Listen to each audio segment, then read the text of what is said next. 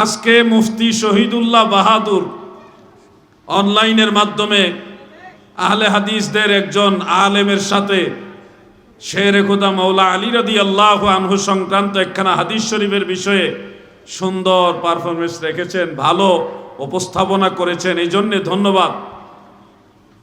আনা মদিনাতুল ইলমে ওয়া আলিয়ুন বাবুহা, এই হাদিস শরীফ যে রাসূল পাকের হাদিস শরীফ, তিনি এটা হাসান সনদের, হাসান লি গায়রিহি, ওই সনদের প্রমাণ করতে, সাব্যস্ত করতে সমর্থ হয়েছেন। বলি মারহাবা। প্রতিপক্ষ হিসেবে মুয়াজ্জেম হোসেন সাইফি সাহেব যেই তথ্য উপাত্ত উপস্থাপন করেছেন সেগুলি উল্লেখ করার মতো হলেও যথার্থ ছিল না, যথোপযুক্ত ছিল না।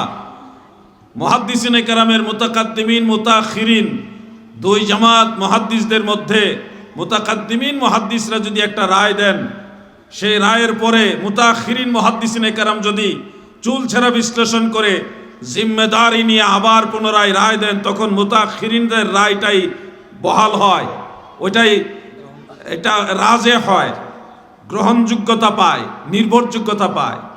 হাফেজ ইবনু হাজার আসকালানি, হাফেজ জারকাশি, ইমাম জালালউদ্দিন সুয়ুতি, তিনিও তো হাফেজ, ইমাম জাইনুদ্দিন মানাবি, দুইভাবে পড়া যায়। আমাদের আলেম ভাইরা অযথা বিতর্ক করেন, মানাবি মুনাবি একই ব্যক্তি, কেউ মানাবি বলে, কেউ মুনাবি বলে।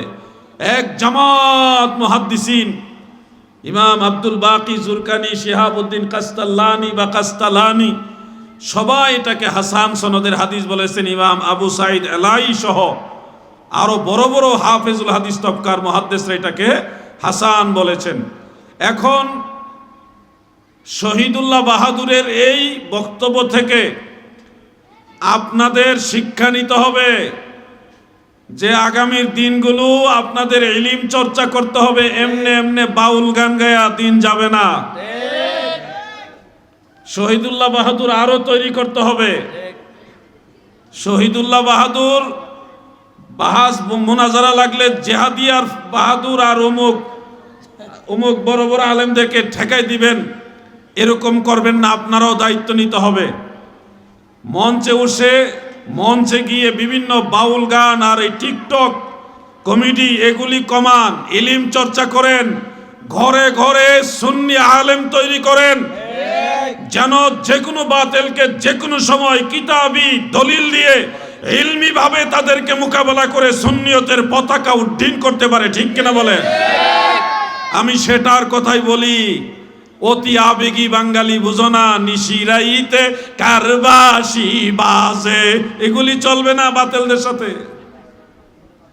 বাতিলদের সাথে গিয়ে প্রেমের বিশ্বে ধরছে গো জারে, এগুলি চলবে না।